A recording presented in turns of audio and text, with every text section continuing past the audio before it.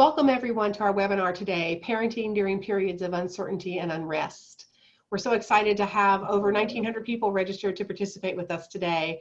So we encourage you to get involved, to answer questions or ask questions in the Q&A feature on your Zoom screen, to use our hashtags holding space for BMOC. You can see it on the screen here. It uses the number 4 and the letters BMOC, and equity flattens the curve are 2 hashtags. So we encourage you to engage on social media and on Twitter to reflect, tweet, and post your thoughts about today's webinar. We're grateful to all of our sponsors, partners in helping us present this webinar to you today. And we encourage you to also connect with us on Facebook Live, and if you're in order to be able to ask questions and have more interaction. For today, if you're in the webinar, you can use the Q&A in Zoom. Please put your questions there. That's where we'll be able to track them best, not in the chat feature. So again, please use the Q&A feature rather than the chat feature. We may not be able to answer all of the questions today, but we will be able to include a full recording that will go out to everyone who's registered, and we will try to answer all the questions afterwards when we do that. Our host today is Dr. Wisdom Powell, and Dr. Powell and the Vision 51 recognizes that psychologists have a critical role to play in advancing social justice and health equity for boys and men of color. Advancing health equity among boys and men of color entails reimagining masculinities, bridging long-standing empathy gaps, and transforming systems so that when they are built, boys and men of color will come. However, accomplishing these outcomes requires transdisciplinary and multisectoral approaches. Dr. Powell our host today, is the Director of Health Disparities Institute and Associate Professor of Psychiatry at UConn Health. She serves as the President of the American Psychological Association's Division 51, Men and Masculinities, and is an Honorary Professor of the University of KwaZulu-Natal in Durban, South Africa. Formerly, Dr. Powell was Associate Professor at Health Behavior at UNC Chapel Hill's Gillings School of Global Public Health and Research Associate Professor in UNC's Department of Social Medicine. Dr. Powell also served as Associate Director of the Center for Health Equity Research, faculty member at UNC's Lindbergh Comprehensive Cancer Center, and Director of the UNC's Men's Health Research Lab. In 2011 and 2012, she was appointed by President Obama to serve as a White House Fellow to Secretary of Defense Leon Panetta, and in this role, she provided subject matter expertise on military mental health for topics like PTSD, suicide, and military sexual trauma. Her community-based research focuses on the role of modern racism and gender norms on African-American male health outcomes and healthcare inequities. She has published numerous peer-reviewed articles and book chapters, including one in the American Journal of Public Health, Journal of General Internal Medicine, Behavioral Medicine, and Child Development. In addition to being a White House Fellow, she is an American Psychological Association Minority, Robert Wood Johnson Foundation, Kaiser Permanente Birch, Institute of African American Research, and Ford Foundation Fellow, who received a PhD and an MS in clinical psychology and an MPH from the University of Michigan, Ann Arbor. She serves as chair of the APA's work group on health disparities in boys and men and co-chair of the Health Committee for President Obama's My Brother's Keeper initiative in Durham County. In recognition of her public service to boys and men, she received the American Psychological Association's Distinguished Professional Service Award, and in 2015, she received the prestigious Philip and Ruth Hedelman Prize for Outstanding Artistic and Scholarly Achievement by Young Faculty. Dr. Powell was awarded a 2017 academic writing residency at the Bellagio Center for the Rockefeller Foundation. During this highly competitive residency, Dr. Powell will work with other global leaders on strategies for transforming social and healthcare system and landscapes to address gendered health inequities among vulnerable males. And most recently, she was selected as the Health Innovator Fellow by the Aspen Institute. And we are so pleased to have Dr. Wisdom Powell here today to host this webinar. Thank you so much, Lauren, for that introduction, and to all of you for joining us today. I'm going to share my screen now and sort of give you a brief introduction of our conversation today, or at least the one we anticipate having, and invite you to listen, intently and to ask your questions when we get to that point of the conversation. So thank you again, everyone, for being here. We look forward to a really robust discussion this afternoon. Before we begin, I think it would be important for me to offer some special thanks to folks who are collaborating with us on today's conversation. The first thanks goes to the Equity Flattens the Curve initiative that is being led by Dr. Brian Smedley and others at APA. I also like to thank our collaborators at Division 43 and 35, our Division 51 COVID-19 Task Force, the UConn Health Disparities Institute, and the Office of Children, Youth, and Families at the APA. Thank you all for supporting this conversation. This conversation comes as a part of a series that we are launching within the division and also with partners across APA. And our first webinar focused on Beneath the Masks, Men, Masculinities, and COVID-19. We've also developed a fact sheet that you see on your screen. And so if you have an interest in receiving this fact sheet that provides useful information, also resources, please reach out to our division and we will provide that contact information at the end of today's webinar. But to launch us in today's conversation, we are so pleased to have an illustrious panel of guests, including Dr. Dan Singley, who's a San Diego-based board certified psychologist and director of the Center for Men's Excellence and also a member of Division 51. He is a past president of the APA section on positive psychology, and he serves on the board for Division 51 Society for the Psychological Study of Men and Masculinities, as well as the Postpartum Support International. He conducts numerous trainings and makes significant contributions to the health and well-being of new dads and other fathers as they work to hold space for their children. I'd like to also welcome Mr. Anthony Gay, who's currently employed by the Connecticut Department of Children and Families and has been a supervisor for the agency for the past 14 years. He has done a lot of work in the areas of helping fathers engage their children with more thoughtfulness and continuity, on cultural competency, and on domestic minor sex trafficking. He has been a voice for equality at the DCF for the past 10 years and serves as the Region 5 Fatherhood Engagement Leadership Team Lead. I'd also like to welcome my colleague and longtime friend and collaborator, Dr. Shauna Cooper, who's an associate professor in the Department of Psychology and Neuroscience and director of the Strengths, Assets, and Resilience Lab, or the STAR Lab, at UNC Chapel Hill, and is currently an RTI, or Research Triangle International University Scholar at the Center on Social Determinants, Risk Behaviors, and Prevention Science.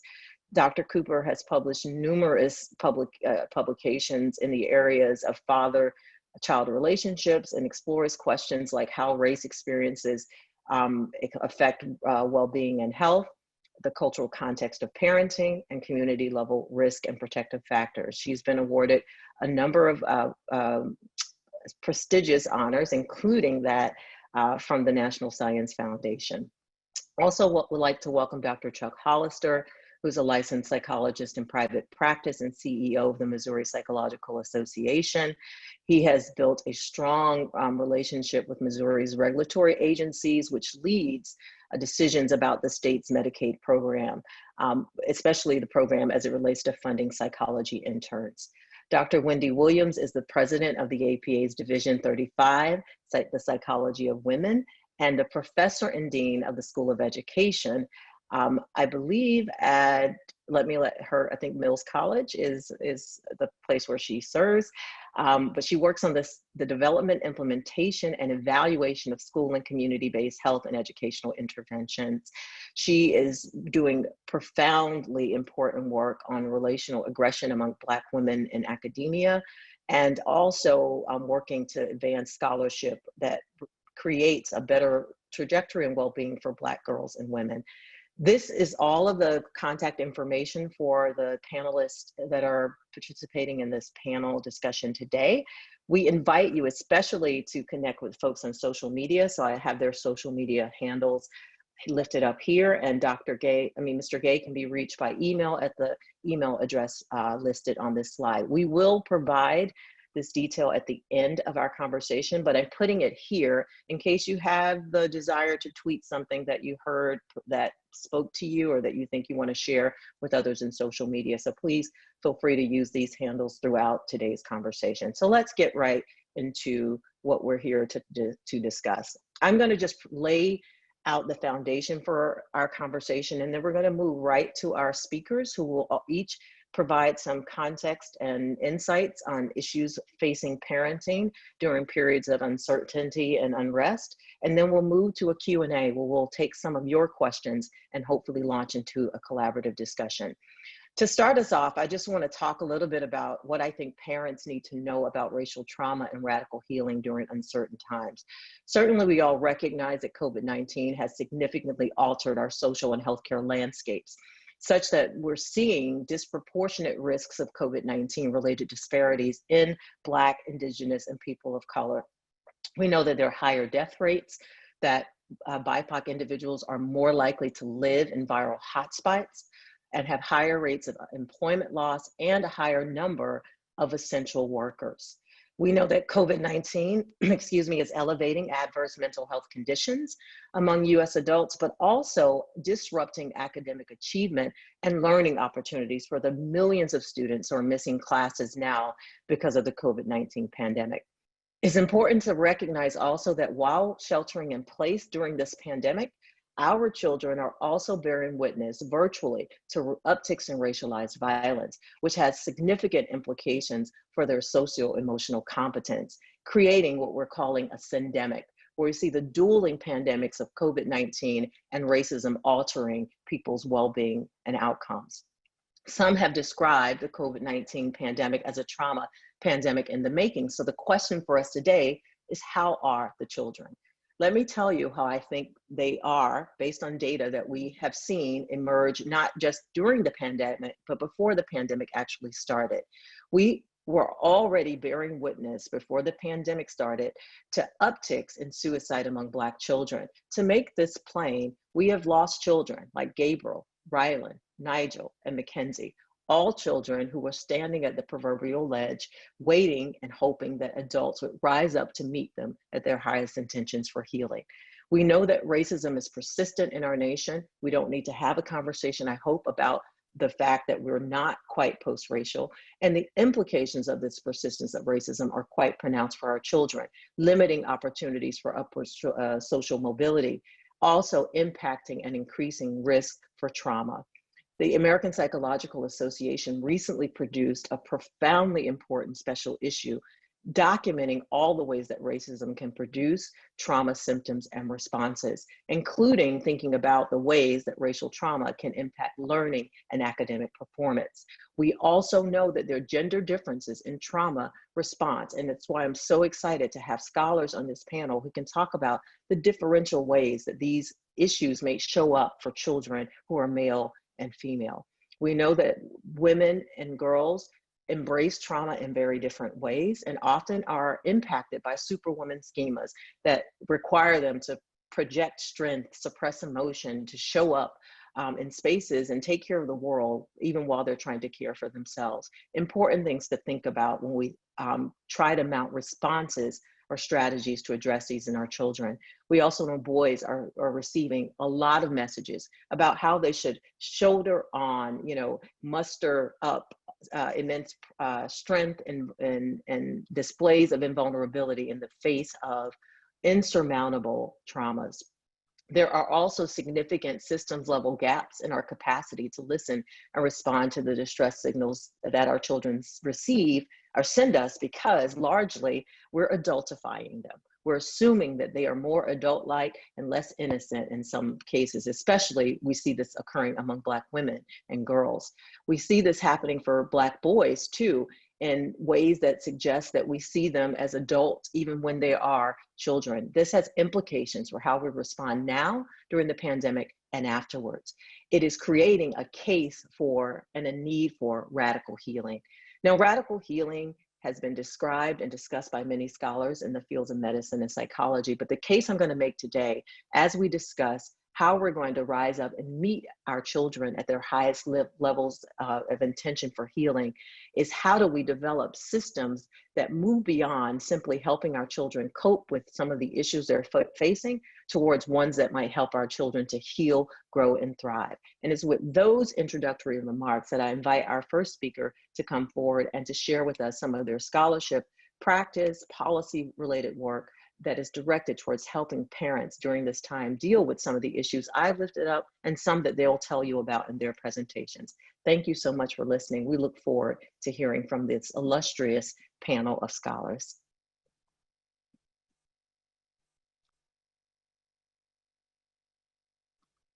And at this time, I would like to invite Dr. Chuck Hollister to give the opening presentation. Thank you. Thank you.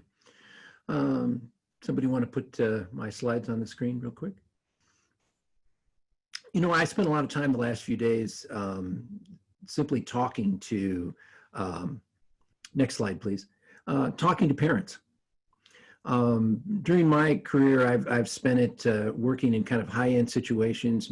I've worked with, during my career, 25,000 plus children, most of which have been seen as being a danger to self or others. And so chatting with everybody the last few days, I think what I'm going to tell you is what we know. This is not a normal world, and it's not a normal time. I can remember when my older son came to me and he said, Dad, this is, it'll be a few weeks before we're able to talk and visit and have dinner together.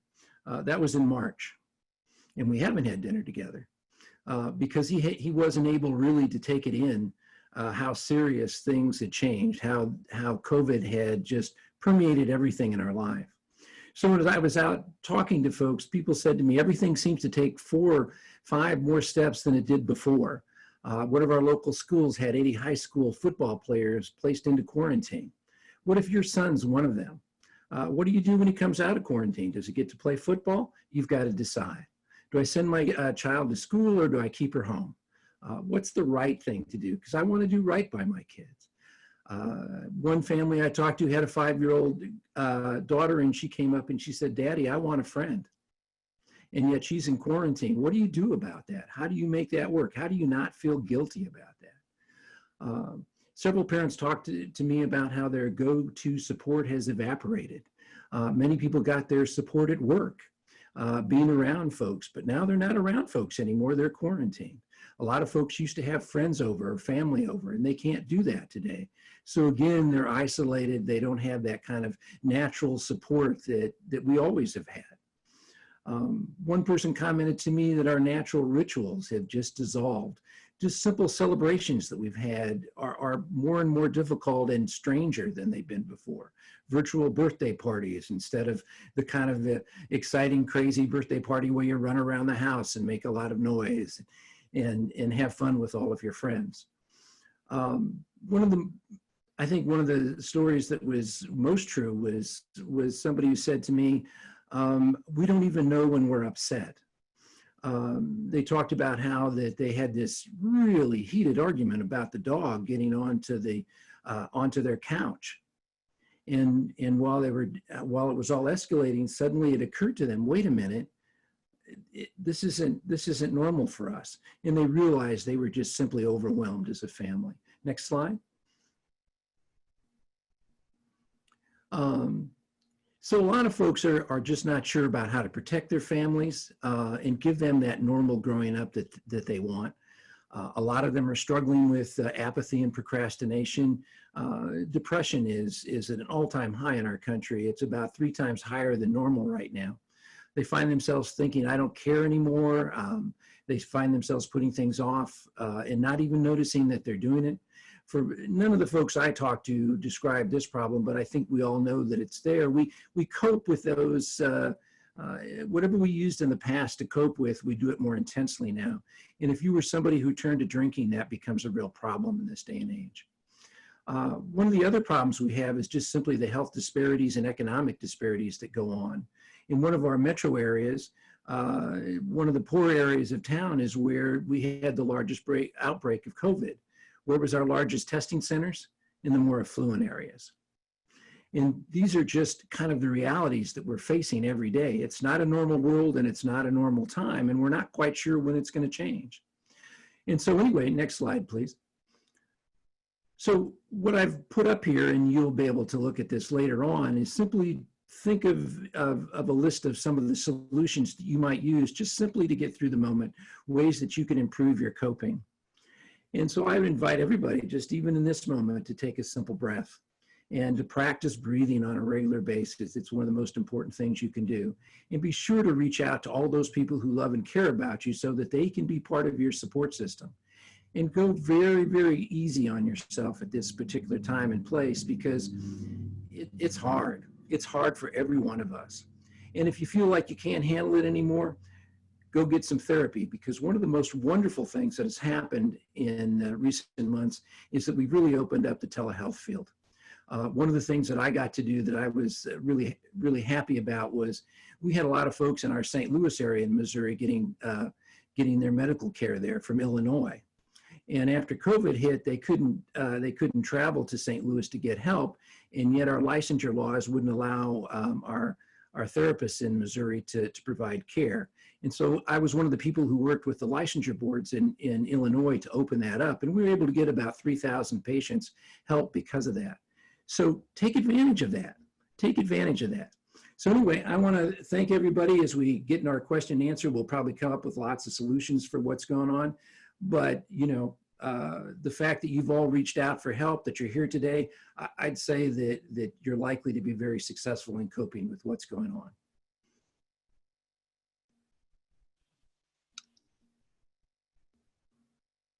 Thank you so much, Dr. Hollister, for those remarks and for reminding our audience about the practical ways, the solutions that they can mount in this moment. So critically important. I'd like to now invite Dr. Wendy Williams to give her remarks and her presentation. Thank you for joining us, Dr. Williams.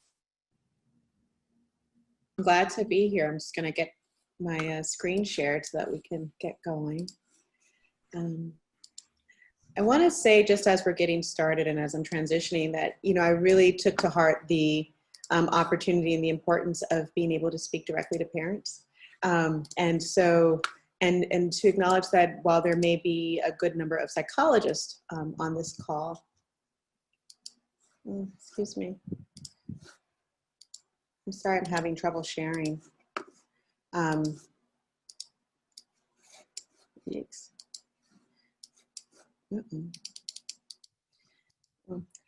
Well, I think this is probably that instance that we thought could be an, oh.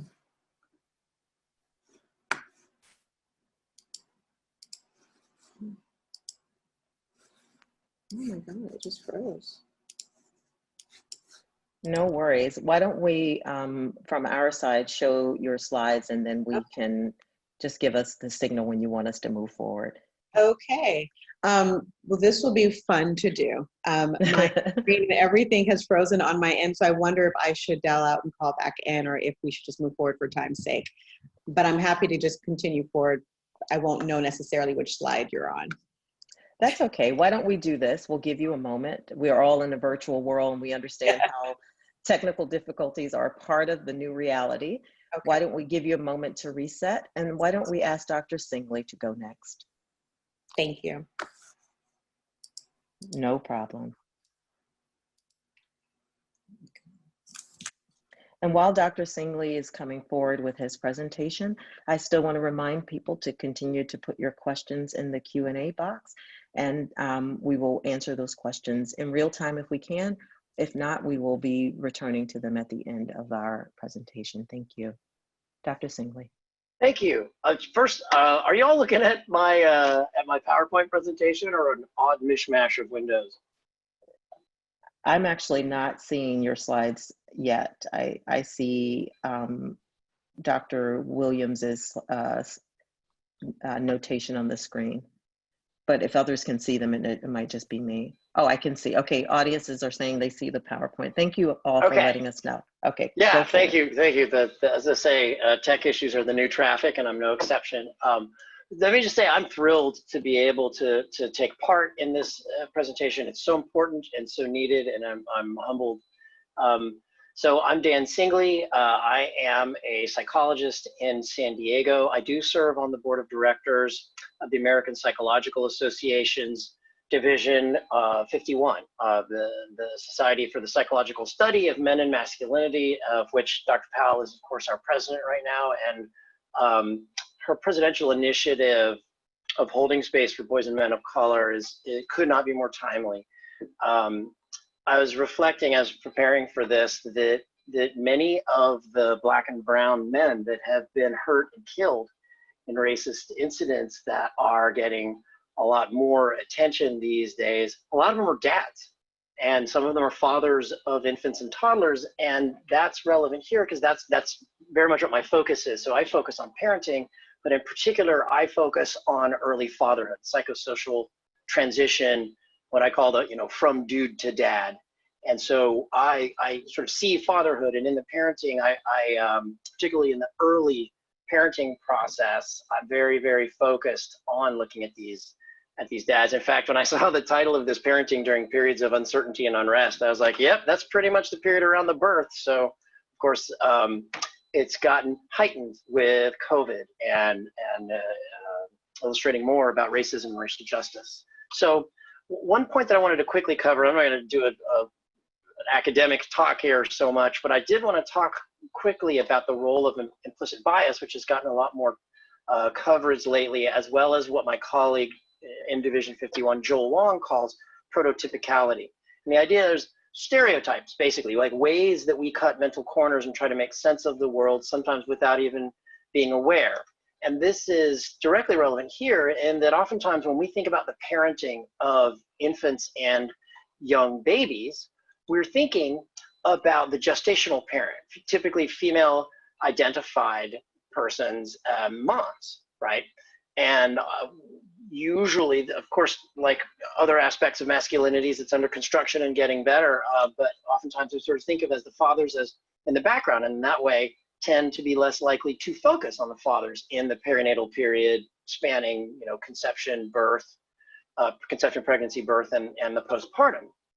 Now, of course, these ideas of implicit bias and prototypical ways that we think about different intersections of someone as a cultural being, their gender, their ethnicity, their physical ability, and so forth, draw to bear on how we think of men of color and how we think of them differently. And so in the sense you might think of an stereotypically, prototypically sort of hyper masculinity, hyper prototypical men of color, more aggressive, more intense. Hypo would be less so. And when we start to combine these and really think in an intersectional framework that looks at, okay, parental status, masculinity, where's the person in terms of the access to resources and financial stability or instability, start to see ways that we can simply not be focusing on the dads or what's important to them. And this is especially tricky because the current generation of dads there are all kinds of different ways that we could say yeah, but, or exception. Generally speaking, certainly in the United States, fathers are now expected to be much more involved than they ever have before, but the models aren't there so much. Like if you look on, on television or the movies or on social media, for fathers of babies and infants, you still see the so-called bumbling dad or the absent dad. And that's one of those tropes, and the research is not really bearing that out as much, that dads of color are absent or not present. They may not be, in some cases, cohabitating, but the desire to be involved is there. And the fatherhood generation gap points to, we don't have as many models for the dads that are trying to do the right thing and be involved even right from the get-go. Quick plug to be aware, because I work with lots of expecting new fathers that have experienced loss, miscarriage, stillbirth, and so forth. And 1 in 10 dads gets postpartum depression. Between 4 and 16% develop anxiety disorders. And these prevalence numbers go significantly up when we start looking at fathers of color. One of the dynamics at play here that is, of course, disproportionately affecting folks that are in different hospital or birthing center situations is for the birth, some hospitals or centers are not allowing dads to be present, the non-gestational partner to be there present around the birth, which itself can be very, very difficult for everybody involved. And sometimes, certainly if they have other children, the ability to be present for a birth while still trying to care for existing children can reflect a mountain too high.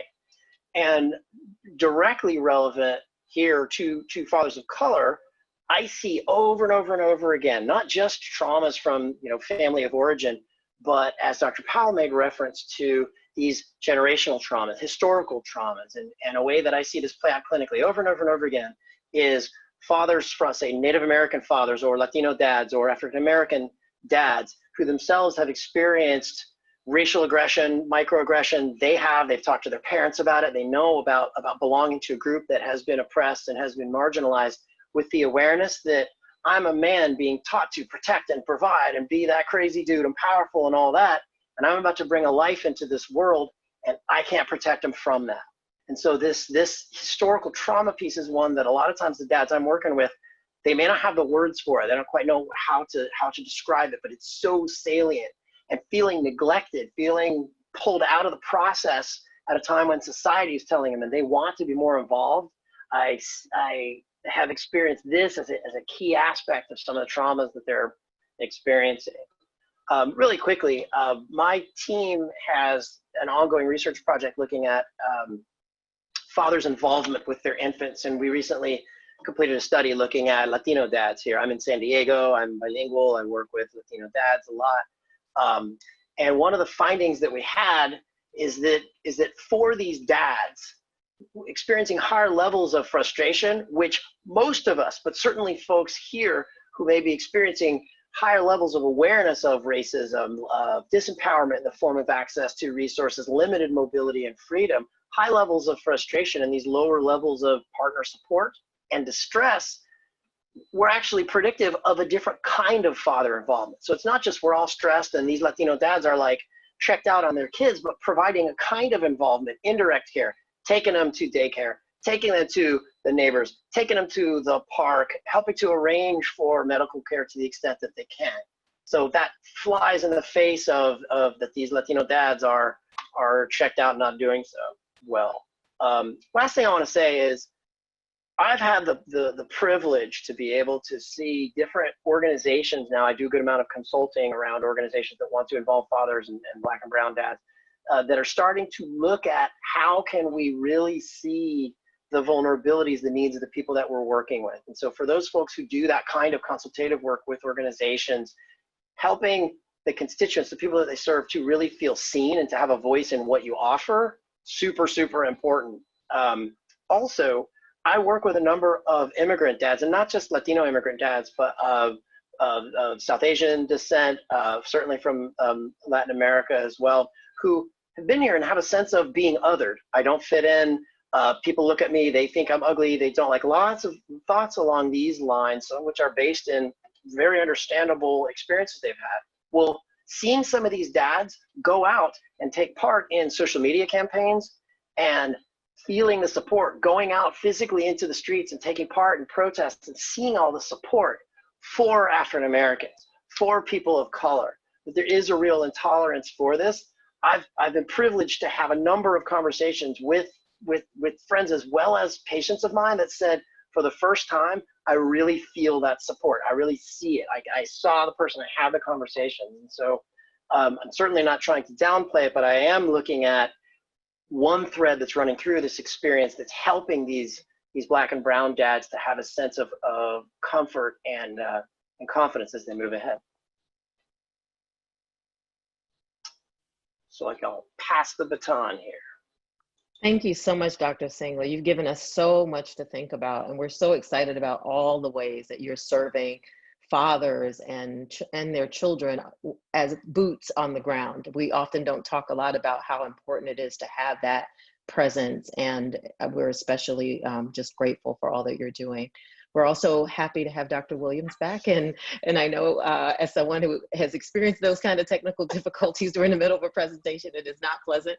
But we understand and we're so thrilled you're back. And if you're ready, we would welcome you to give your presentation at this time. Wonderful. Thank you so much. Thank you. No worries. It is not pleasant.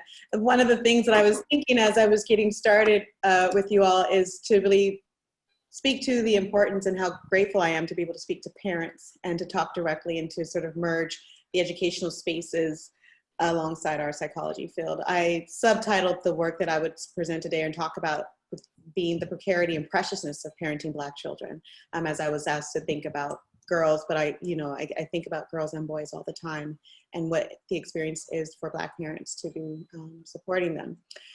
We've gone through and talked about the context. I won't spend a lot of time there, but what I will spend time is right here in the center, where we think about what it means to take an intersectional feminist lens toward the particular experiences of parents and parenting.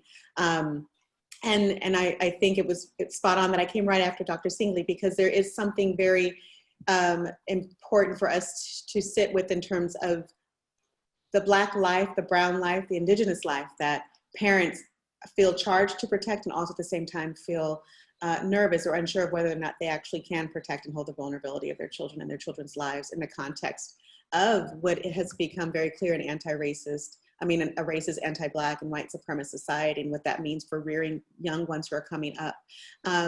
But also thinking about parents and caregivers across the board, kinship relationships, aunties and uncles, as well as mom and dads that are raising young people who are middle-class families who are specifically hurt by the financial reliance on our service economies, and yet not the appreciation for them. And so we're thinking about teachers and school leaders and clinicians, but we're also thinking about our grocery store clerks, gas station attendants, and Lyft drivers and Grubhub folks who have been delivering and running this economy and keeping us going, even though we've been in the middle of a pandemic, and the disproportionate health burden that they've taken. And so there are these interdependent risks. CDC put out just sort of a linking of the discrimination, health access and utilization, occupation, education, income, and wealth gaps, as well as housing gaps. I'm in the Northern California Bay Area, and I know that many of you all know across the country that this area has struggled tremendously with housing insecurity. And so, when we think about this notion of like who is essential,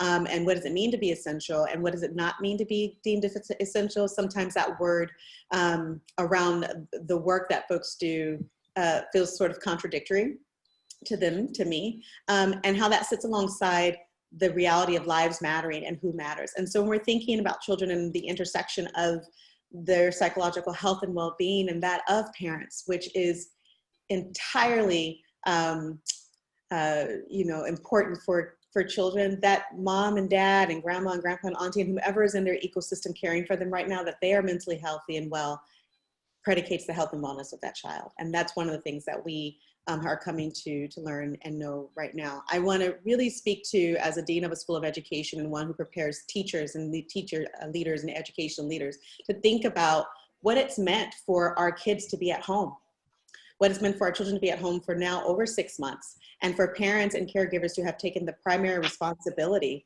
for providing care and supporting the educational engagement of their young learners when they can. So, it's parent, it's teacher, it's also breadwinner. And again, depending on where members of our society and our community fall within our trajectories and our continuums in terms of wealth and access and ability, we see different outcomes for different kids and different families. I want to speak specifically to this experience of homeschooling and how actually we as the adults are getting schooled on how to do this, and actually getting and learning a huge lesson of what it has meant to be a teacher in this country. I know that you've seen the news just as I have over the last 5 to 10 years of teacher strikes and all the rest. And I think one of the things that we've come to appreciate, especially as our children have returned home and are relying on us to facilitate their learning, despite them being tuned into a Zoom or being too young to be tuned into a Zoom, or not being able to attend to that because, you know what, they're 5 and that doesn't really fit for them, or they're 16 and that doesn't really fit for them. And so things that parents have been able to learn about their children as learners, learn about schools and how schools are working and don't work for their kids, and also to learn about their child's teacher have been quite important. One of the things that I see has happened for many parents is that what parents have known about who their children are has now, because of this pandemic, recentered a focus on valuing what they know. It's no longer okay or permissible to rely only on what teachers and educators share. And also that parents had to figure out, okay, who do I know my child to be, especially as they're home, to support them working on this assignment or getting a better understanding of this new concept that they're attempting to learn in these strange circumstances, and circumstances that are strange for me as well.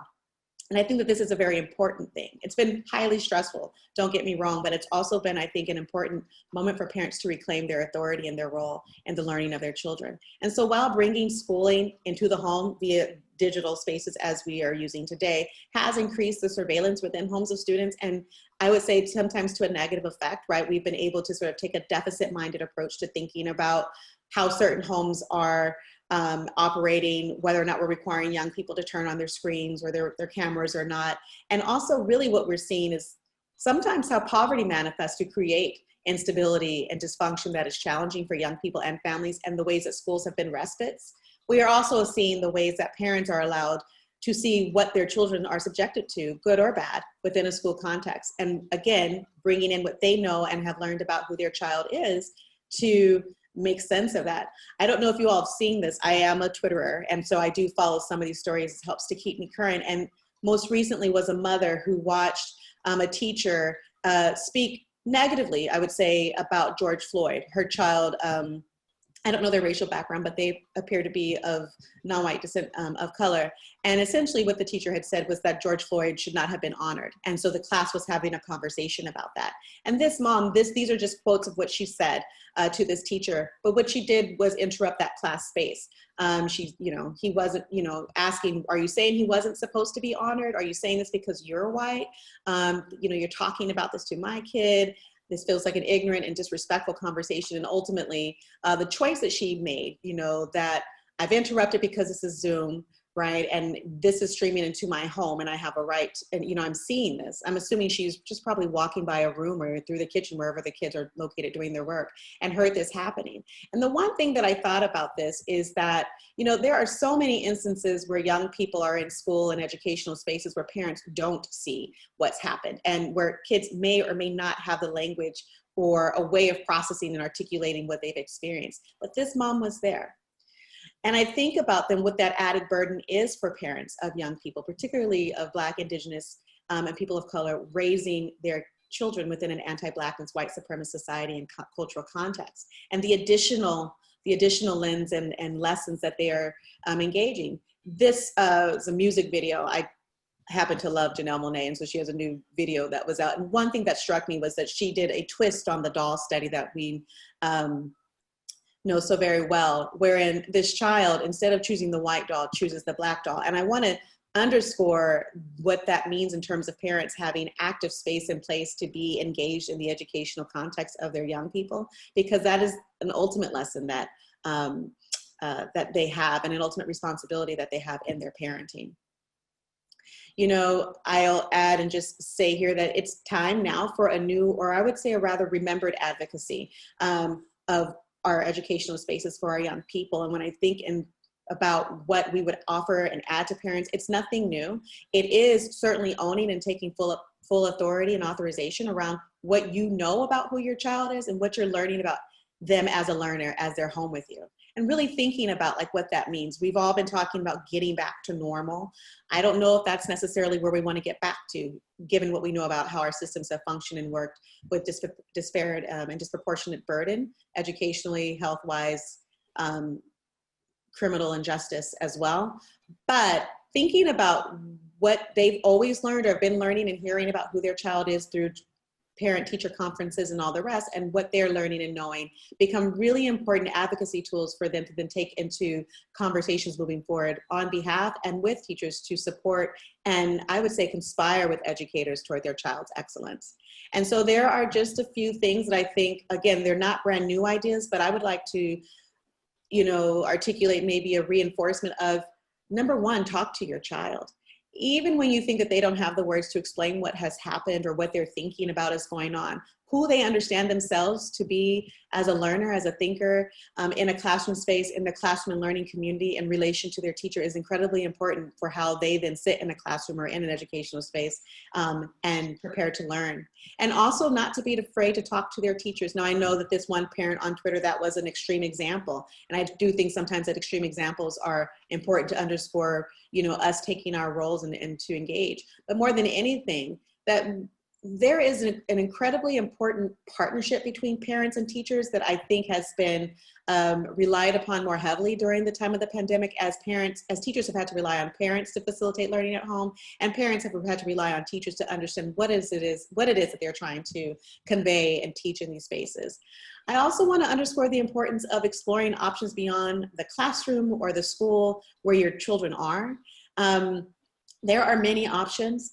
There, our digital landscape and our technologies, as well as the many public, private, charter educational contexts and experiences that are available, create opportunities for us to examine and explore where would my child, with who they are as a thinker, learner, and human, do well? Where will they prosper? And finally, to explore supplemental educational experiences that validate who they are as a learner, thinker, and human. Again, because we're doing two things, particularly with Black, Brown, Indigenous, and students of color, in that we're not only trying to teach their reading and their writing and their arithmetic, but they're also trying to teach them how to read the world and how to help them teach the world how to engage them. And that's a really important and critical lesson that just simply is not one that we're often given credit for, the work that parents of Black and Brown and Indigenous kids are doing.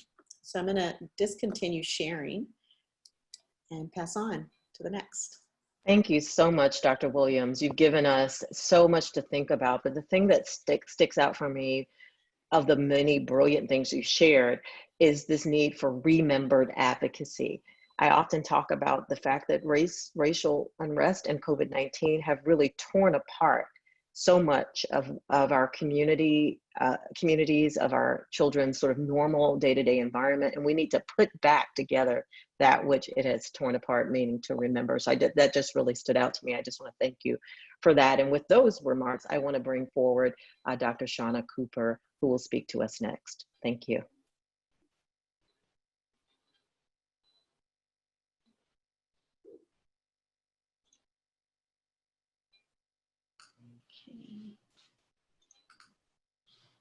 Okay, I think everyone can see my screen. Yes, we can. Okay, so I really, I think the previous talks were a great segue and a really, really nice foundation for what I will talk about and share with you today. And so briefly, when I think about my work as a developmental psychologist, not just as a researcher or scholar, but thinking about translation of that work, I find it important to really situate understanding families and children within the broader social context. And I think all of the presentations before me have provided a really rich discussion, not just tools and strategies for parents, but also understanding what this means within the broader social context, in the context of COVID-19, but also in the context of pre-COVID-19 and what this means post-COVID-19. So with that said, I wanted to provide a quick foundation around sort of description of key points for my talk. And so some of these will move to our Q&A, but I wanted to first talk about COVID-19 work context, both within the context of what parents are experiencing now, but also thinking about this as an extension of continuing inequities. And much of my work has focused on Black families, specifically Black fathers. I will talk about some of the compounding and cascading effects, but keep in mind that many of these issues intersect with many other families of color. And so as we move toward our Q&A, I think it's important to think about things that are distinct, but also areas of overlap in terms of broader work context and how that is really impacting families. Also, I will talk about how Black families and other families of color have been navigating dual pandemics. So some of the other talks have talked about this balance of, as we have experienced an ongoing pandemic, how Black families, how fathers have made sense of continuing acts of racism and discrimination. And then leaving you with ways that we can better strategies for supporting parents during the pandemic, but also how we can help parents better support their children, not just amidst COVID-19, but also beyond. So quickly, I wanted to situate my discussion within the current here and now vortex. And some of these percentages vary across the source, but they're roughly in the same ballpark. And so what we know is that 40% of parents, both mothers and fathers, are able to work from home. We know that African Americans and Latinx workers are less likely to be able to work from home. And we also know that they are disproportionately represented in essential and frontline occupations. And so what we're seeing here is that these statistics are in the moment of what's happening in the face of COVID-19, but they also reflect structural inequities and in indirect and direct ways have intergenerational impacts. So this is some of the data that we collected in our lab with Black fathers. This is a national sample of Black fathers, almost 500 Black fathers collected in June or July, which represented a period of increased COVID-19 cases across the country. And so this is just some of the descriptive data to help anchor the discussion. But what we found and are continuing to find is that almost 50% of our fathers reported working or being essential or frontline workers. 31% reported working in contexts that were high risk for contracting COVID-19. Almost 30% lived with someone who also worked in a high risk context for contracting 19. Almost 30% of our fathers reported some income loss, personal or in relation to the broader household. And so again, I wanted to show, as we talk about inequity, some of the data that we've collected as the COVID-19 pandemic has unfolded in terms of what are some of the impacts on Black fathers, but also extending to families. And so I will quickly sort of talk about this in the context of what I call both compounding and cascading effects.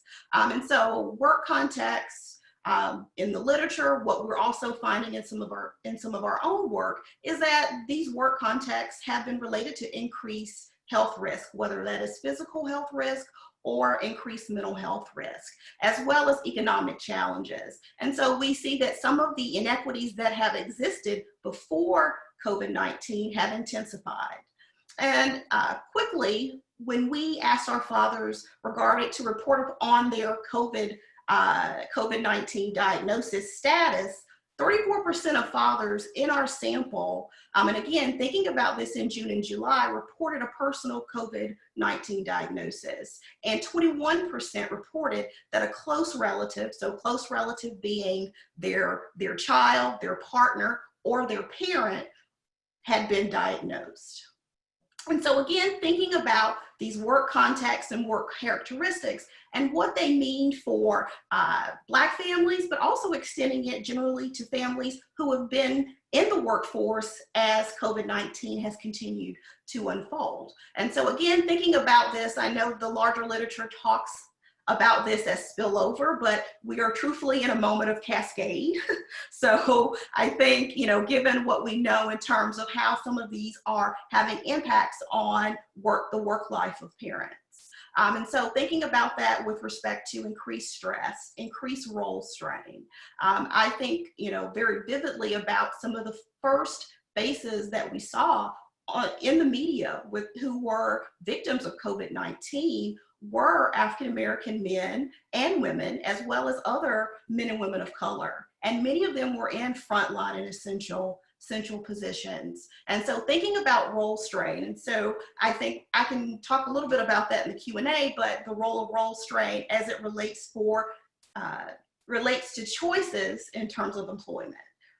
In terms of the underlying motivation to continue working, the need to continue working, also for economics, but also what it means for fathers' sense of masculinity.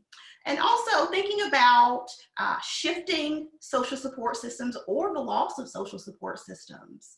And thinking also about issues for non-residential fathers and mothers, right? So we're seeing the effects of not being able to see children routinely, how that is impacting broader family processes, family stress, for example. And then also to think about the broader health context of what work contexts, these work characteristics might mean indirectly and directly for physical and mental health. And so quickly, I will several presentations have talked about this navigating dual pandemics. The introduction nicely laid out that African-American Black families, as well as other families of color, have experienced COVID-19 amidst ongoing acts of racism and racial trauma. And so what we have seen in much of our work is understanding not just how parents help their children cope, but also how they begin to cope and understand their own race-related traumas, and also awareness of structural inequities and what that means for their own self-care and how they operate within their broader family system. And so again, thinking about supports for families and leading into the discussion, or the next slide, is thinking about how fathers and mothers, other family members can help support children, and thinking about that with an advocacy, action, and/or resistance lens. And so thinking about, and I'll end with this is my last slide, around ways to support parents and children. And we'll follow up on many of these themes in our Q&A, but I wanted to leave you with thinking about many of these supports at a systems level with an equity lens. And as we talk about families, fathers, thinking about how we can better advocate, but also thinking about action and what this means for not just families who have fathers and mothers who are essential or frontline workers, but to think about how we can better support families in their unique needs. And as COVID-19 has continued to unfold, I have time and time again seen ideal models and less ideal models around strategic partnerships, and thinking about how we can better leverage and harness these strategic partnerships, both in terms of access and resource provision, but also thinking about ways that we can better support families, and thinking about fathers as thinking about their own mental health, their own health, and what it might mean for health at the family level. And that is regardless of whether the father lives inside or outside of the home. And also I want to leave you with just some quick, what I have been saying this time is that we cannot think of this as only a response to COVID-19. So as we continue to talk about supports, both throughout the remaining presentations, but also in our Q&A, I think this is an opportunity to address the immediate needs of families who are experiencing stress during COVID-19, but also if we are focused on sustainability and equity, we must begin to think about long-term solutions that alleviate some of these long-standing inequities, and really, hopefully, in that respect, alleviating some of the stresses that many families are facing in this context, but also pre and post. And so I will end, and the next presentation can begin. Thank you so much, Dr. Cooper, for helping us get our heads around cascading effects, which I think is so important. We talk a lot about in this pandemic about the physical health implications. We don't talk about the shadow pandemics, right, that are emerging as a consequence of neglected socio-emotional supports for parents and families. And thank you for reminding us that this is an effort towards sustained action and commitment to helping parents cope and to do a better job at supporting their children during such a difficult time. Greatly, greatly appreciate it. I'm so pleased to have Mr. Anthony Gay be our final speaker before we move into the Q&A. I also want to thank everyone so far who has already put questions in the Q&A, and we will get to those very shortly. But welcome to the panel stage, Mr. Gay, and we look forward to your remarks. Thank you for being with us. Thank you. Thank you so much. Once again, thank you. It's a pleasure to be here. And as I stated, to be amongst all of these esteemed panelists, this is certainly an honor for me. And I'm going to do something a little bit different in the sense that I'm not going to use a PowerPoint presentation. I will say that I don't want to be repetitive, and a lot of the things that I was planning to present were already presented, right? Which is a good thing for me, because that means great minds think alike. But so I'm going to sort of turn this into something a little more personal and sort of share what I'm doing as an individual to address the issues of unrest and to address the issues that I face within the agency in which I work for. And I do a lot of work related to fatherhood engagement. So our agency in Connecticut here at DCF, we've made a concerted effort to try to address or change our agency and become an anti-racist agency. So that is our goal, that is our theme, and that work has begun. And we have put a lot of energy and effort into that. With that being said, you know, you have your systematic sort of agency expectations, but then I have these expectations that I have of myself. As a man of color, living in America, seeing what's going on, as a father of a 5-year-old, dealing with the pandemic, dealing with COVID-19, dealing with all the unrest, how do I keep myself whole? And how do I keep those around me that I know in a place where they have some level of balance, right? So, you know, I wanted to share this with everyone, just sort of my situation and my scenario, some of the things that I've been able to do that sort of been able to keep me afloat. You know, I am a supervisor within the agency, and my wife is an office director. She has a staff of about 350 people, right? I'm a supervisor, so I don't manage as many people as she does. But with that being said, I have my own company called Welcome to Reality, LLC, and I also just started a nonprofit. And my LLC does work around social media and media literacy. And one of our esteemed panelists talked about stereotyping and imagery and what's being seen on TV and what's being perpetuated about men of color. And when a man of color is arrested or killed in front of our eyes, the first thing that the media does is try to dig up something about his past that's irrelevant to the moment that man lost his life, right? So we have to be very, very conscious about that and how that is impacting those around me and men around me. So what I did was I took my energy and I put some of that energy into my personal cause, and I was able to develop a particular training called Dear Black Male. And it's broken down into 4 components. It's broken down into the first component talks about the systemic racism since 1619, since the first 19 to 20 slaves were dropped off in Virginia, right?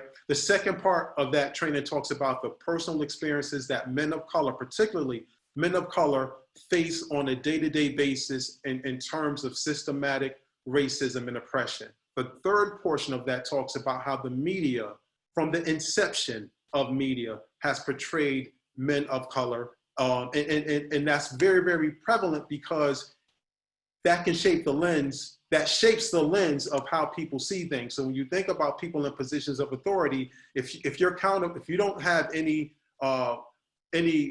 friends who are Black and brown, and all you see is what media tells you, and you're a judge or you're a teacher or you're someone in a position of power, when you make decisions based off the influences and the lens that you sort of see this world through. And the last piece of that, and I'm very, very grateful because I struggled pulling the last piece of my presentation together, but I was able to get information from Dr. Powell, who actually helped me sort of full out that entire presentation. And that last piece speaks to the fact that men, particularly men of color, struggle with therapy and going to therapy and saying that they need therapy and they need help, which goes back to the hypermasculinity and some of those other things. So I'm just going to park that there for a second. I sort of want to jump, and I'm going to come back to that. I want to jump to my personal experience. So here I am. I have a 5-year-old son, and my wife and I struggle. What do we do? Do we send my son to school? Does he stay home? We opted to keep him home. That's the choice. That's the decision that I made. And I think it's the right choice. It's been a struggle. And I'm certain it's a struggle for many across the country. But my wife, within her capacity, does not have the time. So I am his teacher. I have become his teacher. So I am now, instead of getting up at 7 o'clock in the morning, I'm getting up at 5 o'clock in the morning. And I'm working 2 hours early on my stuff to be ready and prep for him at 7:30. And then I got to work 2 hours after I'm scheduled to be off the clock to finish up my stuff because I have to meet his needs. And it's a struggle to do it, but it's a sacrifice that I thought that I needed to make. The unfortunate piece in that is I'm not alone in that. And there were many, many men who were forced to deal with that. In my work capacity, here I am supervising cases, and fathers have to make the choice on whether they want to continue to work or opt for state assistance because they don't have a choice and they don't want their kids to be subjected to COVID-19, right? So then you talk about how that impacts their household and how that impacts relationships and all of these other things. And I just saw it happening over and over and over. So what I decided to do was use the platform of Dear Black Male to create another situation through my nonprofit called Chop It Up. So I have a group of men from across the country that get together every Wednesday night, and we spend 2 hours together. And it's not a support group, but we're there to support each other. And we talk about these issues. We talk about COVID-19. We talk about the pandemic. We talk about the unrest. We give each other tips and suggestions on things that they need to do to keep themselves whole and to walk away from that meeting feeling a little bit better about themselves. And the feedback has been phenomenal. Some of the tips that I've offered to individuals who participate in Chop It Up is I try to make my son's day as normal as possible. He goes to a charter school. They have a uniform. When he wakes up in the morning, he puts on his uniform. I have a desk. He sits at his desk. His hands are on his desk. His feet are under his desk. During his Zoom calls, he needs to be very, very attention focused on what's going on and not looking around. I mean, I try to make things as normal as possible for him. And I actually had my son do a COVID-19 video. So he research COVID-19 so he can do a video to share with his classmates. So he would have a better understanding of what COVID-19 is and why there's limitations for him to go out and see his friends and see his TT and see his cousin and see all these other people that he's used to interacting with. And I share this with the individuals that participate and Chop It Up on Wednesday nights. Now back to my job, and I know it seems like I'm all over the place, but this is a topic that's very near and dear to my heart. In the workplace, I just see men of color, fathers particularly, who just feel defeated and deflated. And that's what leads me to do what I do outside of it. Because when you work in a bureaucracy or agency like I do, you have these limitations where you just want to do more and you can't. And I felt it was incumbent upon me as a man of color, having some resources, having a particular skill set, and having some colleagues who could provide useful information.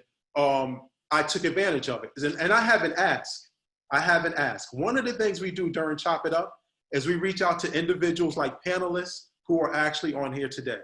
We have people in particular areas, people who talk about hypermasculinity, people who talk about racism, systematic oppression, and we have them come in and speak for 10 to 15 minutes on a particular topic to educate these men on how to overcome the issues they're dealing with on a day-to-day basis. We have people from school systems, superintendents, come in and talk about things that they can do to make sure their children are achieving their educational goals as they would like to. And one particular gentleman last night on Chop It Up said, me and my wife, we're having a really big conflict. And because my son does well being homeschooled, but my daughter excels when she's in school. And my wife is saying, either they both go or they both stay home. So we spent 40 minutes on Chop It Up trying to figure out a strategy for him to try to convince his wife to have the kids do what's best for them. because I think from the educational standpoint, we should be doing what's best for our kids. I could go on and on and on about this. I know we have to get to the Q&A, and I don't want to take up all of this time. And I appreciate the moment and the seconds and the minutes that I was given. And I hope you all got something out of what I was able to share with you all. So thank you. Thank you so much, Anthony. And of course we did. I mean, one of the things that's important about this work with parents is that we do nothing about parents without them. And particularly when we talk about Black fathers, we often are talking about them from the balcony, and we rarely invite them to center themselves at the table, and we rarely amplify their voices. So the stories you share, your experience at DCF, the groups that you're creating for fathers and parents are so important to hear about. We did have one question, and since you are on the mic, I want to ask you this. Someone asked for the name of the group that Dear Black Men, was it, that you mentioned? Can you clarify that for the audience? So it's Dear Black Male. Dear Black the name Male. of the training is Dear Black Male. Okay. It's posted on my website. But once again, Dr. Powell, Allison came through for me. Okay. I cite you in my training for the information that I got from you. So I just want to give you your props on that. No worries. And we'll type that for folks in the Q&A box of the chat box, so folks can have direct access to that information. Thank you so much. Thank you all for staying with us. We have some moments left, and we have a good amount of time here to answer some questions. So I'm going to jump right in and start with ones that are in our Q&A box. There have been a lot of questions in the box about tips to help parents adjust to virtual learning, both parents who are co-parenting with a partner and folks who are parenting as a solo parent. So I'm going to start with Dr. Williams. If you could provide some tips from your perspective about what working parents can do to adjust to help their children with virtual learning, and speak to any of those configurations, as solo parents, as dual parents, as single sex parents, any bit of information or tips you could provide, we would appreciate. Absolutely, and I just want to thank Mr. Gay again for sharing some of the details of his specific context and what was happening with friends and colleagues as well, because it is in the nitty-gritty, and everyone's situation is sort of the same, but not. One, because your child is different, and two children in one family can be entirely different. And it is a luxury. So what I'm about to say is me with best practices and what I think I would want to do and see happen for my nieces and nephews and godchildren, is that you want to have something that's very specific and that's catered to who that little one is as a learner and a human, who they are as a human and a learner. And you do know that, you've known that all their lives, but especially as they've been at home, you know that. And then at the same time, be realistic about what you actually have in your capacity to deliver on a regular basis. Again, I would piggyback on what Mr. Gay shared, that the young people, the children, the students, they need regularity, and they need some level of systemic, regular structure, whatever it is. And at the same time, that level of structure and regularity hasn't worked for everyone all the time. And in fact, some kids are doing really, really great because they're not in school. And that regularity and that structure, sometimes the overstructure that we can see happen in some schools, has been really problematic for them. And so this is a really great opportunity. And I try to frame this inside of the opportunity that it is for parents.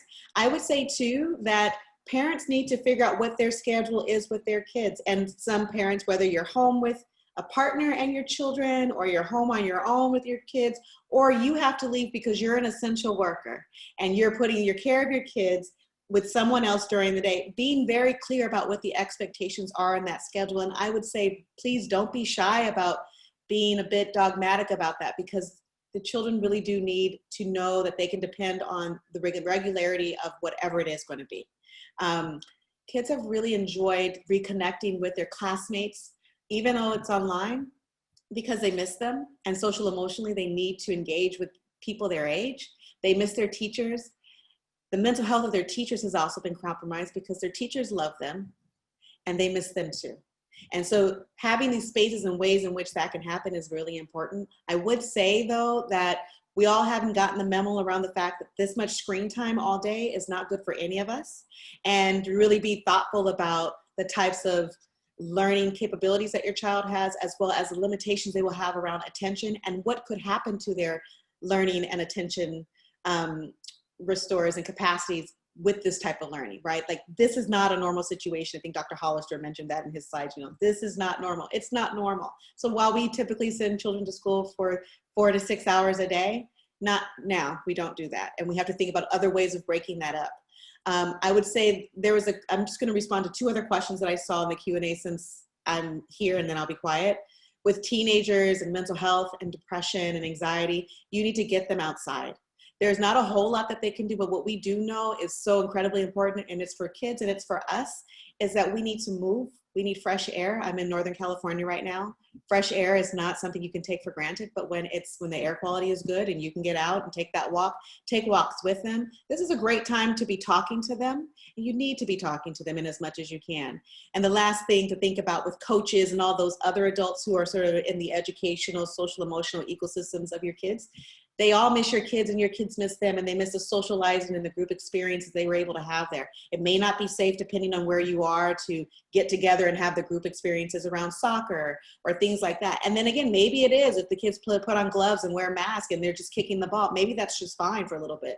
But what we do know is that running around, having engagement, laughing, being social, having moments when that can happen regularly, not every day, not all the time, but once a week, it gives everybody something to look forward to, including parents.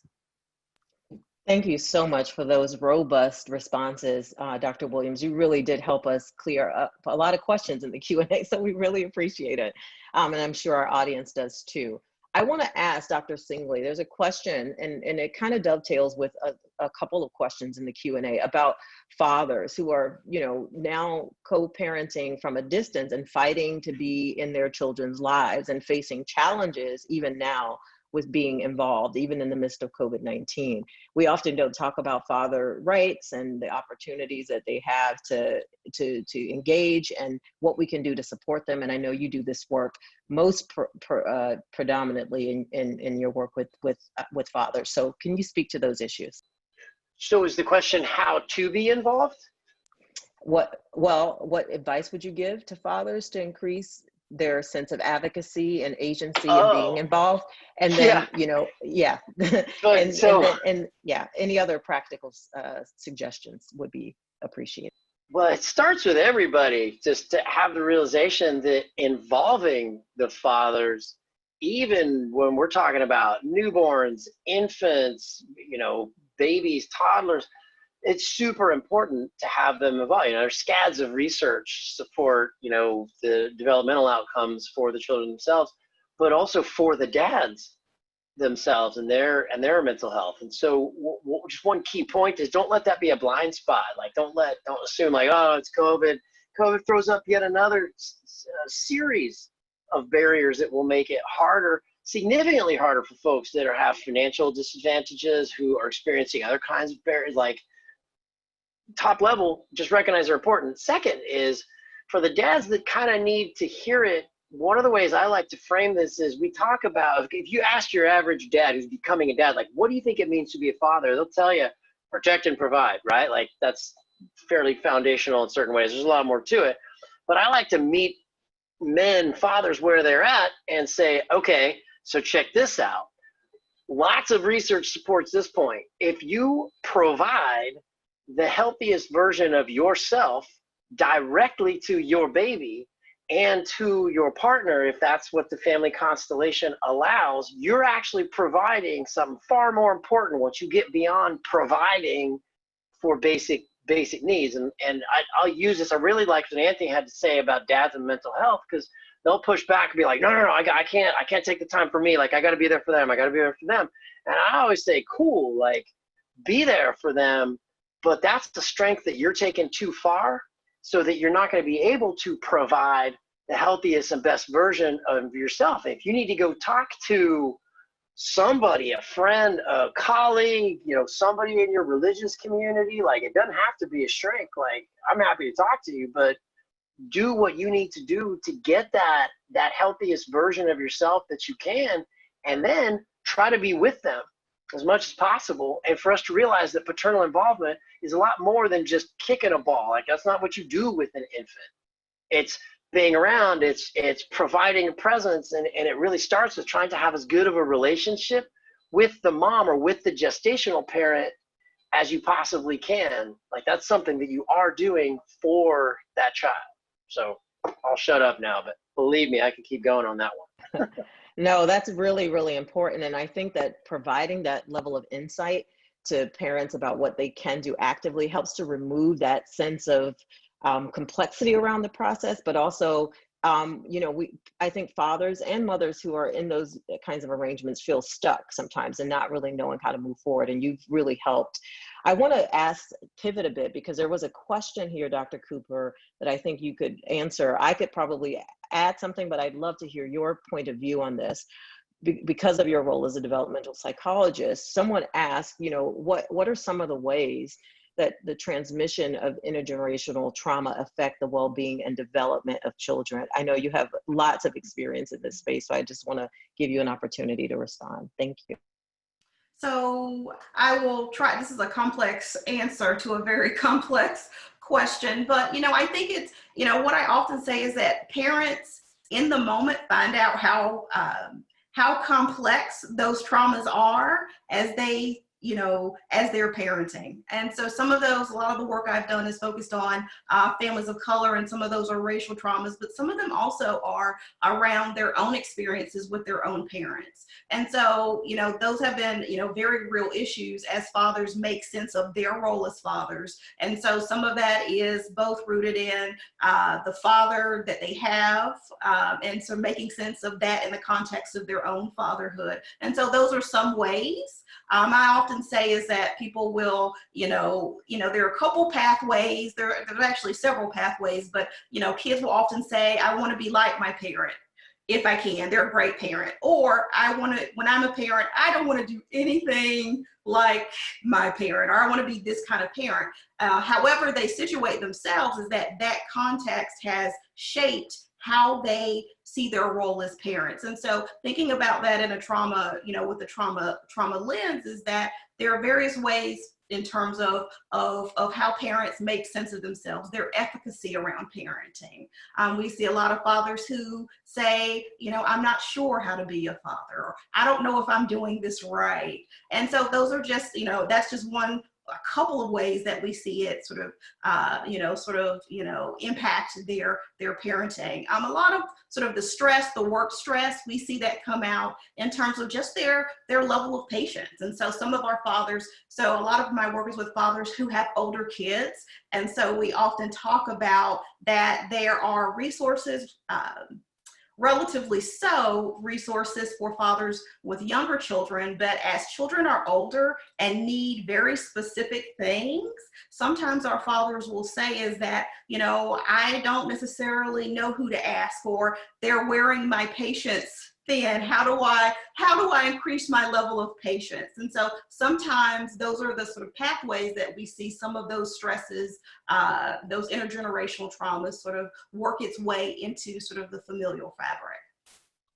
Thank you so much, Dr. Cooper. So important. We know that intergenerational trauma manifests in so many ways: relationship conflicts, physiological disruption. For example, we know that when people experience trauma, they can have alterations in their genetic blueprint. They can have decreased capacity to fight illness, and more risk for behavioral and mental health issues, as we've been discussing. So lots of things to keep our eyes out for. But Shauna, you really made us think about how this shows up in the parent and how that gets transmitted through their behavior and interactions. Very important. Dr. Hollister, there have been some questions in the chat about how parents can, sort of make decisions about their work-life balance in the midst of the pandemic. One of our guests asked, if you're a working parent, a faculty, for example, as many of us are, and you're thinking about, because of all the stress, stepping out of the workforce to care for your young children while the schools are closed. I mean, most parents' backs are against the wall. They're, on webinars and Zoom, and then they're moving to, take care and feed their children and make sure they've gotten their lessons. One in the chat said they're struggling, with their professional identity versus their role as a mom. What advice would you have for parents who are in that situation? Boy, it's a really rough thing. And I think the first thing is to realize you're not going to do it perfect.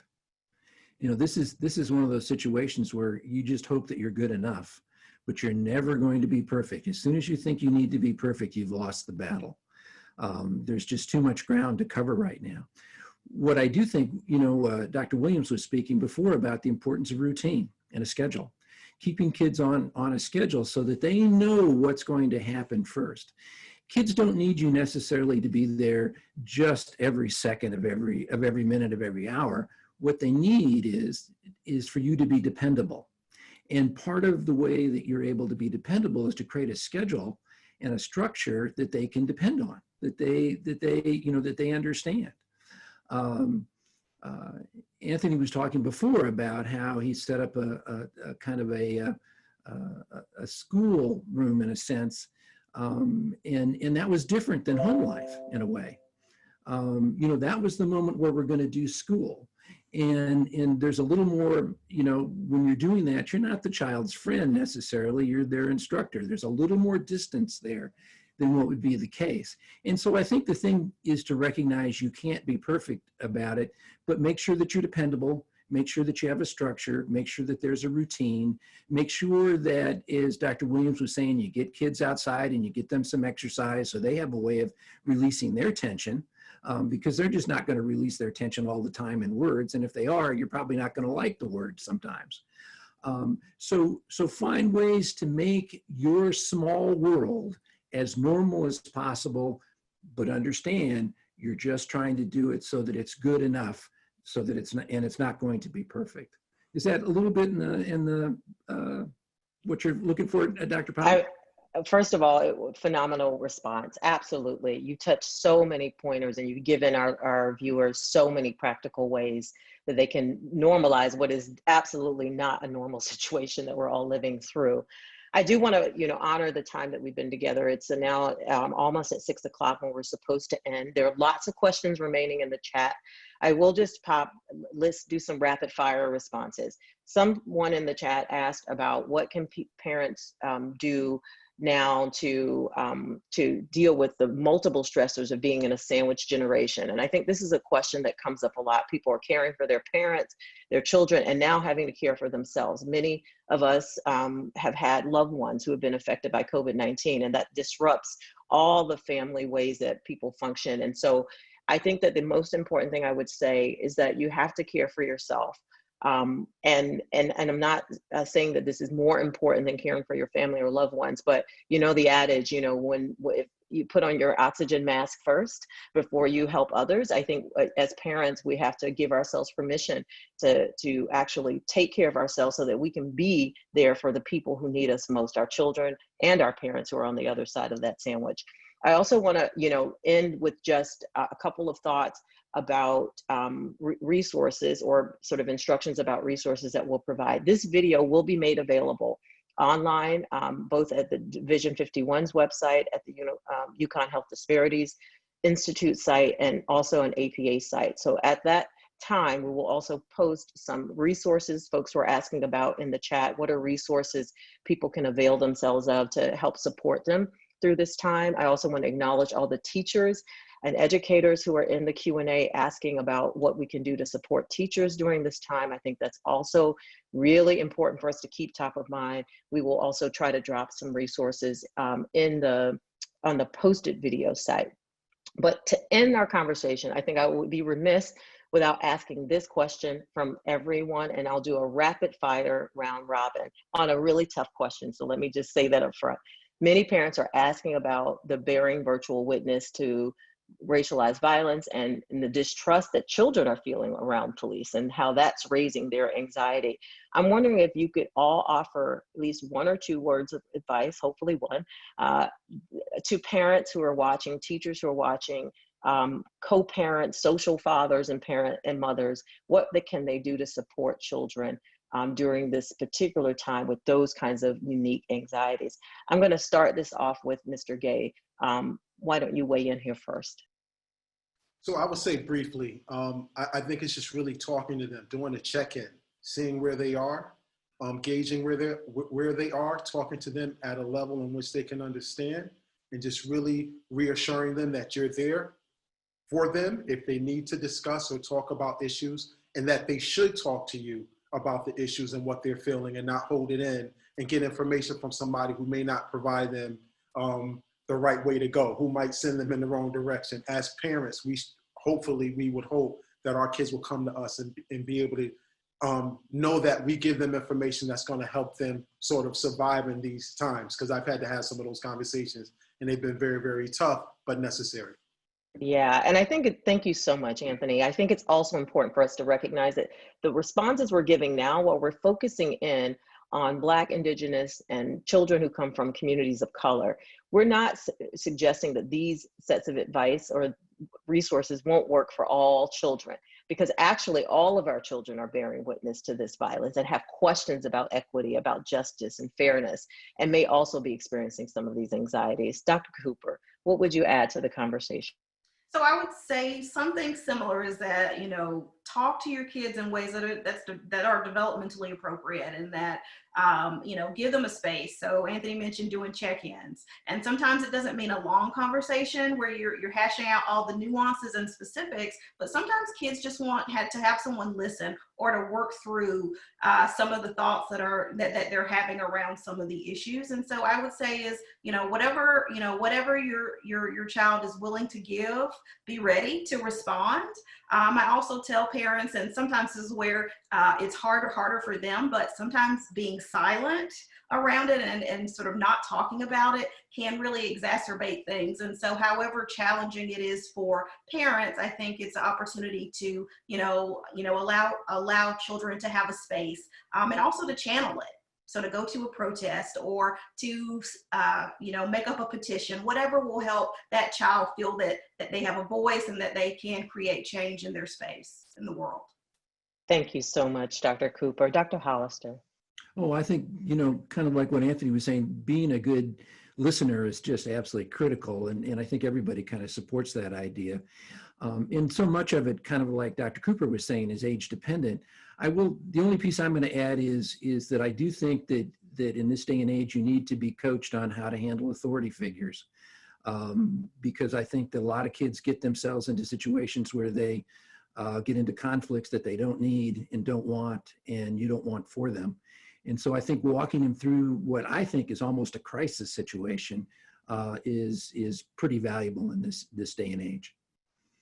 Thank you for that, Dr. Hollister. I really love that advice. And I also want to, and I know Dr. Williams may speak to this, want to add just that even when we give children that talk about sort of responding to authority, that there's sometimes that doesn't even save them, so to speak. So we have a saying sometimes in my community, that respectability doesn't always save our children. And yet at the same time, what you offer, Dr. Hollister, is an affirmation that parents who are giving their children that advice are doing the best they can as parents, and are doing the right thing by preparing their children to go out into a world to create more equity, justice, and unity. So I appreciate that very much. Dr. Williams, You're really correct in saying how hard it is right now. Yeah. That's really true. I appreciate it. It's a challenge, yeah, but I also appreciate the practical ways in which we're trying to support parents. Dr. Williams, you have the final word on this topic before I close out. I would say I agree with everything that's been said, and I would just add for us to not underestimate how important it is to hold our children and help them to feel safe, and remind them that there are still good people, that everyone is not out to get them, and that they are loved, and that there are people who will protect them and who hold them in high regard. Because that is the message that needs, I think, to be reiterated over and over again right now. It feels very scary when we have all the noise and not this counter narrative or counter messaging. Absolutely. Well, I want to invite you all to do as we've been trying to do at Division 51, to hold space for our children, and to really speak lovingly and warmly and passionately to their wounds. Optimizing the well-being of our children during this time should be the most critical thing that we're focused on, because if one thing is clear, future generations will condemn us for not holding space for our children, who are our most precious resource. I want to thank all of the parents that are here and affirm the work that you're doing in this really difficult time to take care of yourselves, your children, and your communities. We're so grateful that you're here today. We hope that you continue to stay with us follow along as we continue these conversations during the pandemic, but more importantly, stay in touch with one another, support one another. Thank you for being with us. Have a wonderful rest of your evening. And thank you to my panelists for giving so much wisdom to our audience today. Take good care, everybody.